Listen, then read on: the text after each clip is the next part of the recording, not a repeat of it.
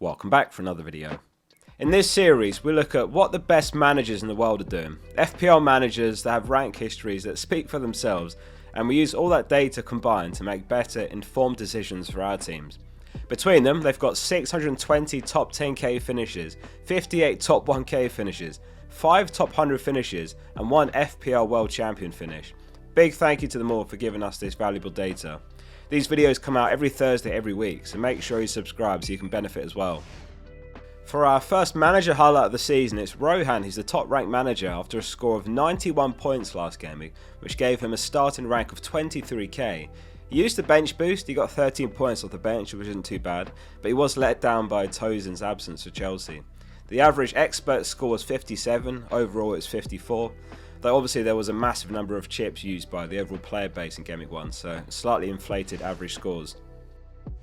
Heading into Gameweek 2, 85% are planning to roll, 7% have made one transfer, 2% have made 2 for a hit.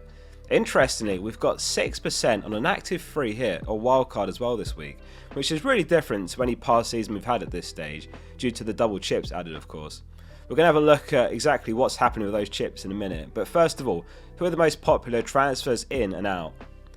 The top transfer is Reinders, who's also the most bought player overall in fact, with about 1 million new owners after that haul in Gameweek 1. It was a debut full of energy, like he's such a progressive player, a lot of directness, and that's something City have lacked. It's far too early to say, but he could make a mockery with the price tag over the season if he keeps playing. A price rise to 5.6 mil already, but still really cheap. Is he this season's Rodgers?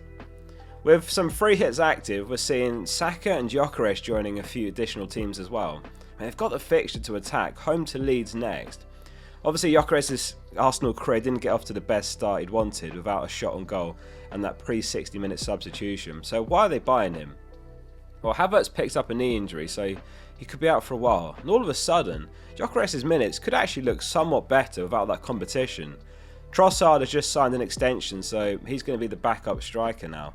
And we've heard through journalists that he's also going to be on penalties, not Saka. So it does make a lot of sense this week. Like on a free hit, it's just a no-brainer. On a wildcard even, perhaps you go there. With free transfers, I'd still wait and see. Unless you've somehow ended up with Isak in your Gameweek 1 team. The only other strikers that get you to him in one transfer are Haaland and Watkins, and neither of them feel like they need to be sold. Although I can understand some might be tempted by Watkins to Gyökeres. A couple of experts said they were considering it but didn't go there. So Wirtz is the most sold player, 6% dropping him. I should emphasise that a significant majority are of course rolling this week, so we're not talking mass sales when we say Wirtz is the most sold, Reinders most bought.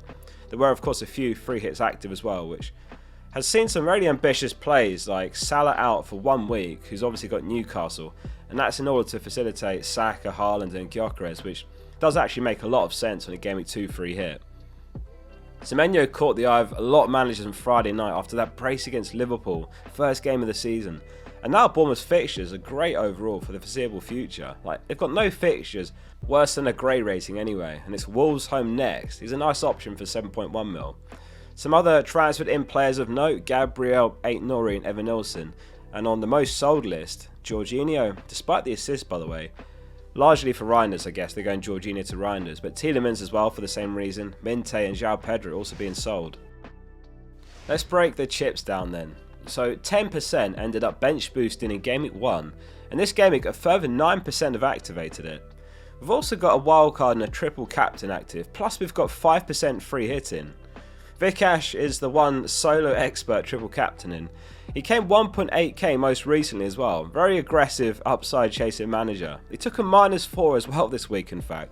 He went Rodgers and Juve to Reinders and Aït-Nouri, and he's on Saka triple captain. So yeah, best of luck to him on the lone endeavour. I mean generally the experts play incredibly patient, and some would call it boring even, but boring does work really well in FPL generally, so it's good to see someone finish 1.8k last season playing the complete opposite style and on triple captain Saka alone. Anyway, we like to hear from the top all-time managers in these videos, and Aaron Morley has activated his free hit. Here's his FPL team. It's Dubravka, Gabriel, Munoz, Tarkowski, Reinildo, Palmer, Saka, Semenyo, Haaland, Gyökeres and Evanilson. And here's what he had to say about the decision and the players picked. The The plan has always been to free hit this week. I get to take advantage of Arsenal at home to Leeds, and the next 4 fixtures after that are rough, so you really only want an Arsenal triple up for this 1 week. My main team also has triple Liverpool and double Spurs, so I get to avoid those tough fixtures away to Newcastle and City. I'm playing a 4-4-2. Dubravka and Reinildo are in there for budget reasons as much as anything, but I do fancy their clean sheet chances, hopefully getting 0-0. These two will also be popular on the Gameweek 2 bench boost. The rest of the defence is Tarkowski for Defcons, he got 15 against Leeds, Munoz for attacking returns, and Gabriel, all with nice home games. I think Bournemouth defence is an avoid. Their defence is much weaker this season, and their playing style is better suited for picking attackers. In attack, and completing the Arsenal triple up, we've got Saka and Gyökeres. Yeah, I know both blanked against United, but you'd expect them to come good at home to Leeds. I would say these two on a free hit is a no-brainer to be honest, and I've then gone double Bournemouth with Semenyo and Evan-Nilsson at home to Wolves. Wolves just conceded 4 and Bournemouth put 2 past Liverpool. Palmer is also in there. He's not actually my main team, but I do expect him to come good against this poor West Ham side. And finally Haaland, who gets the armband, which brings me no joy being a Spurs fan. There's a case for captain Saka, he has the easier fixture, but City attack looks better. Haaland's in form, and supposedly Saka's off pens now.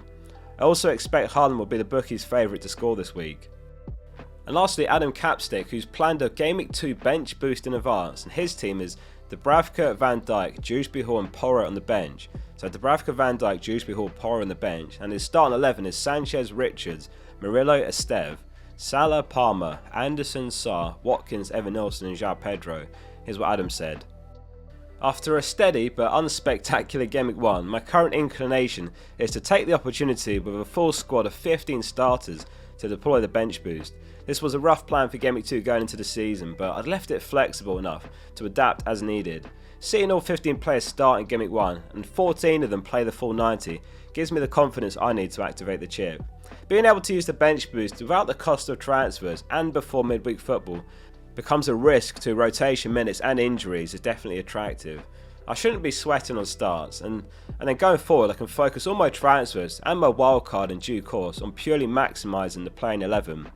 With a complete set of appearance points, even one return off the bench could make it a success, in my book at least, and this week seems the pick of the bunch for my squad with confidence in minutes, good clean sheet odds for both goalkeepers, defcon potential and some set piece threat across the back, and 8 decent fixtures for the attackers. Porro away to Man City would seem to be the weakest link, but it's possible that Spurs set up similar to the PSG game, where he was an attacking outlet at wing back, so I don't mind that too much. I'm happy to keep him for the following fixtures, so a 1 week transfer isn't going to add value long term. A nice side effect of using it this week is also solving some tricky benching dilemmas of Sanchez versus Dubravka, Anderson versus Dewsbury Hall and Murillo versus Van Dijk. I'll be keeping my eye on the Palace Conference League game on Thursday to ensure that Sarr and Richards come through unscathed, and also the press conferences to make sure nothing unexpected crops up. As long as it's all clear, the chip will remain active. Good luck all. Thanks very much gents, appreciate the write-ups and good luck with the chips. Gameweek 2 captaincy a lot more divided this week. 54% are going with Salah, 15% Palmer, 13% Saka, 7% Haaland. Of course most of them don't have the luxury to look at Saka and Haaland, who on paper might be better than Salah and Palmer. Salah is in 83% of the experts' teams, Haaland's in just 11%, Palmer's in 99% of their teams, but Saka just 12%. 5% are going for Watkins, who's got Brentford of course, and they did look decidedly second best against Forest in Gameweek 1. 4% going for Gyökeres for that Leeds game, and 1's going for Bruno and Evan-Nilsson. FPL Review can hardly separate them either in their Gameweek projections. Haaland's top 6.7, Saka 6.5, Salah 6.2, Palmer 6.1. So yeah, based on that, perhaps it'll be a big scoring Gameweek all round, let's hope so. Let us know in the comments who your captain's going to be. Moving on with the experts team next, the template team. So how does it look with all their transfers factored in for Gameweek 2? The team is Sanchez in goal, it's Williams, Esteve and Murillo in defence, Palmer, Salah, Anderson, Bruno and Reinders in midfield, and it's Watkins and João Pedro up front. So Bruno replaces Wirtz and Esteve comes into the starting 11. You can really go either way if you've got Sanchez and Dubravka, they both look great to start, plus of course if you've got Esteve. You could go double defence and go maximum upside, or you can spread your risk around and hedge your bets starting one of each. Team looks really good this week, let's see how it gets on. Final thoughts and tips from the top all-time managers ahead of the deadline. FPL Sparky says, the importance of patience in the early game weeks can't be underestimated. Whilst your mini league rivals are knee-jerking players in off the back of a good game week 1 and wasting valuable chips, roll the transfer, put your feet up, light some candles and listen to some soothing music and relax. Hey FPL is also bench boosting and just wants it out of the way. It says, bench boost active. I'm taking a get it out of the way approach with 4 million players in the Sunderland versus Burnley game. I'm hoping for a 0-0 board draw. But if it doesn't go well, I'm not too worried. It's probably the least valuable chip and it can be a distraction to long-term season planning. Vizal says, with the Havertz injury, if you bump up Gyökeres's minutes to match Watkins, he's better than Watkins on the projection models. Along with the recent reports that he's on penalties, I'm taking a punt on him. And lastly, Edward says, I think 1 week of information is not enough to change the team. Captaincy is up for debate. Palmer versus West Ham, Watkins versus Brentford and Salah versus Newcastle. The initial plan was Palmer, but he didn't show anything against Palace, and Watkins had 1 shot against Newcastle, and Villa didn't look like they're ready. Salah feels safe for now, but Newcastle looked good against Villa despite the draw. When in doubt, go for Salah. Thanks for watching. Tomorrow we're going to hear from the #1 all-time FPL manager Tom and his team and plans for Gameweek 2. See you soon for the next one.